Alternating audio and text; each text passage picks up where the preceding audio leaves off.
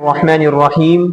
दोस्तों, आज की इस वीडियो में हम इंशाअल्लाह ज़ोहर की 4 रकात सुन्नतें किस तरह अदा करते हैं इसको पढ़ने का तरीक़ा सीखेंगे कि ज़ोहर की जो पहली 4 सुन्नतें होती हैं उनको किस तरह पढ़ते हैं, उनके पढ़ने का तरीक़ा क्या है, उनमें जो 4 रकात हैं क्या पहली 2 रकातों में सूरह फातिहा के साथ सूरत मिलाई जाएंगी या चारों रकातों में सूरह फातिहा के साथ सूरत मिलाई जाएंगी, और ज़ोहर की 4 सुन्नतों की नियत कैसे हम करेंगे।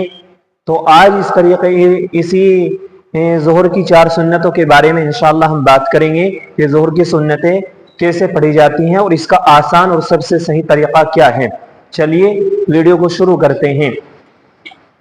देखिए, जब हम ज़ोहर की 4 सुन्नतें पढ़ने के लिए चलें तो सबसे पहले टाइम का ख्याल रखें कि टाइम अगर 5-6 मिनट बची हुई है, 5 और 6 मिनट बाकी हैं नमाज खड़ा होने में, नमाज को जो ज़ोहर की नमाज का टाइम मुतय्यन किया गया है उसमें अगर 5-4 मिनट बची हुई हैं तो आप ज़ोहर की नमाज की नियत पिछली सफ पर बांधें।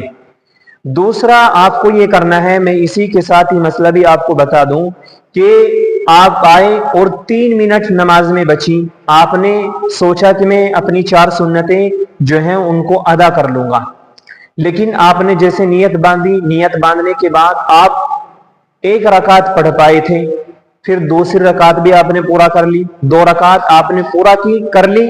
2 रकात पढ़ने के बाद आप खड़े हो गए कि नमाज का टाइम पूरा हो गया और इधर इकामत कही जा रही है, यानी तकबीर इमाम साहब मुसल्ले पर पहुंच गए और आप 2 रकात नमाज पढ़कर खड़े हुए थे तशहुद से, अभी तीसरी रकात का आपने रुकू सजदा नहीं किया था। तो अब आपको करना यह है कि आप दोबारा वहीं लौट जाएं, यानी तशहुद में चले जाएं और वहां सजदा सहू करके सलाम फेर लें।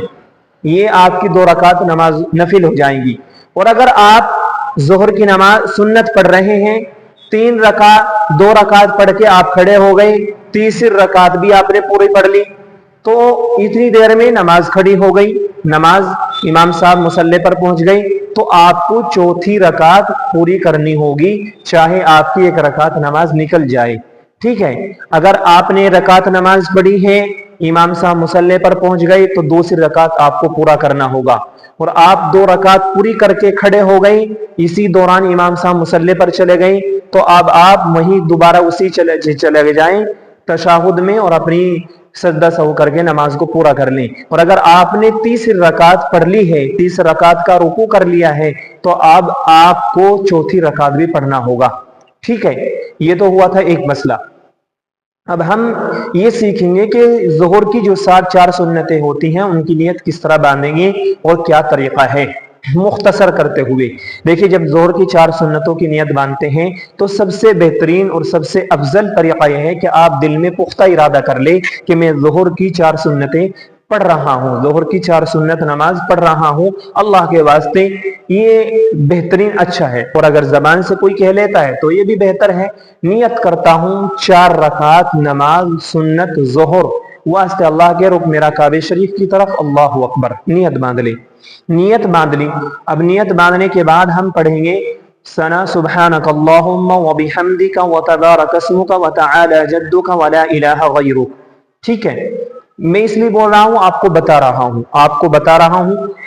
ये पढ़ने के बाद अब पढ़ेंगे अऊज़ु बिल्लाहि मिनश शैतानिर रजीम, बिस्मिल्लाहिर रहमानिर रहीम, अल्हम्दुलिल्लाहि रब्बिल आलमीन, अर्रहमानिर रहीम, मालिकि यौमिद्दीन, इय्याका नअबुदु व इय्याका नस्तईन। ये पूरी सूरह फातिहा पढ़ ली। पूरी सूरह फातिहा पढ़ने के बाद अब हम सूरत मिलाएंगे जो उनसे भी आपके याद हो। मिसाल के तौर पर इन्ना अअतैनाकल कौसर फसल्लि लिरब्बिका वन्हर इन्न शानियका हुवल अबतर। हमने सूरत मिला ली। अब हम रुकू के लिए चले